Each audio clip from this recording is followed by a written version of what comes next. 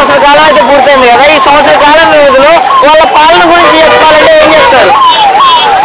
పాలన అంటే కక్ష సాధింపులుగా ఉంది కదా, పెద్ద పెద్ద నాయకులందరినీ కూడా వాళ్ళు రౌడీజనం చేసి ఇప్పుడు అదే కదా, ఇప్పుడు కూడా నెల్లూరులో జరిగింది కూడా అదే కదా, అన్ని ఆ పెద్ద పెద్ద నాయకులందరి మీద కూడా కక్ష సాధింపులు చేస్తున్నారు.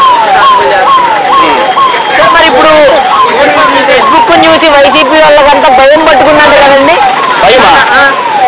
భయం ఉంటే ఇంత జనాభా ఎట్లా వస్తారు? ఏం భయం లేదు. ఈసారి మళ్ళా ప్రభుత్వం వస్తుంది, అది మళ్ళా జగన్ గారు వస్తారు. పవన్ కళ్యాణ్ గారు చూడకపోతేనేమో వైసీపీని అధికారంలోకి రానివ్వం, ఎలా అధికారంలోకి వస్తాం మేము చూస్తాం అంటున్నాడండి. మరి ఇవన్నీ జనాలు మార్పు వచ్చేస్తుంది. ఎవరు కూడా జనాలు మార్పు రావాలి కదా. ఒకసారి చూశారు, తర్వాత ఎట్లా ఉంటుంది, ఇవన్నీ ఎట్లుంటది, పరిపాలన ఎట్లుంటది, అభివృద్ధి ఎట్లుంటది, మళ్ళా జగన్ కోరుకుంటారు, మళ్ళా కోరుకుంటారు. అంటే చెప్తున్నారు మేమంటే ఏంటో ఇప్పుడు చూపించాం, 11కి అంకితం అయ్యారు, ఇంకా మా జోలికి వస్తే వేరేలా ఉంటుంది అన్నట్టు యువతన్నారు టీడీపీ నాయకులు. అన్ని కూడా జనాలే దానికి జడ్జీలు. ఇప్పుడు ఏదో చేయాలని కాదు, ఎంత చేసినా జనాలు మళ్ళా మారుతారు కదా. జనాలు ఒకసారి చూద్దామని అట్లా కూటాన్ని నమ్మారు, తర్వాత మామూలుగా మళ్ళా మార్పు వస్తుంది కదా, వస్తుంది. చెప్తున్నారు జగన్ అన్న 2.0 అంటున్నారు, మరి 2.0 ఎలా ఉండబోతుంది అంటారు ఈసారి?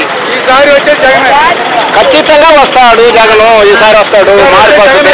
ఇప్పుడు ఒక సంవత్సరానికి 13 నెలలు 14 నెలలకే ఇప్పుడు మార్పు వచ్చింది కదా, తర్వాత రాబోయే రోజుల్లో మళ్ళా కూడా వస్తుంది.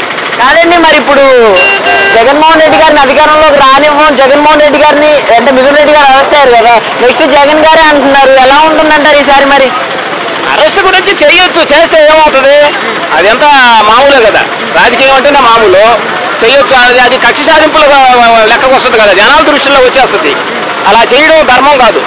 ఎవరైనా రాజకీయాల్లో ఎదగాలని కోరుకుంటారు, ఎవరైనా ఏ నాయకులైనా కూడా సరే. అది ఖచ్చితంగా నాయకత్వం లక్షణం ఉంటుంది.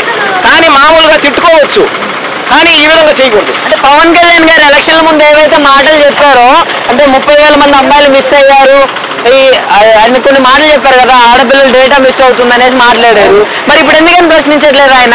ప్రశ్నించడం లేదంటే వాళ్ళు ఎంతో ముందు అలా చెప్పారు, కానీ అది చేయలేకపోతున్నారు. కూటంలో అవన్నీ కూడా చేయలేకపోతున్నారు. అది ఫస్ట్ లో హామీలు ఇచ్చారు, హామీలన్నీ అమలు పరిచేదానికి శక్తి లేదు. శక్తి అంటే వాళ్ళు కూటంలో ఏదో వాళ్ళు ఏం చేయాలనుకుంటున్నారో అదే చేస్తున్నారు. మరి సూపర్ 6 గురించి వీళ్ళు చెప్తున్న మాటలు ఏవైతే ఉన్నాయో, సూపర్ 6 అన్ని అమలైపోయాయి. ఒక 1500 మహిళలకి, అంటే 18 సంవత్సరాలు నిండిన మహిళలకి ఎవరైతే ఉన్నారో 59 సంవత్సరాల లోపు వాళ్ళకి 1500 ఇస్తానన్నారు నెలకి. ఎంతమంది ఉంటే అంతమందికి ఇస్తానన్నారు. ఇప్పుడు అది ఇంప్లిమెంట్ చేయాలంటే రాష్ట్రాన్ని అమ్మేయాలని చెబుతున్నారు అచ్చెన్నాయుడు గారు. సరే, ఇప్పుడు అది అమ్మేయాలనేది ఇప్పుడు ఏదో అప్పులు చేస్తున్నారు కదా, అప్పులు చేసి ఇస్తారు.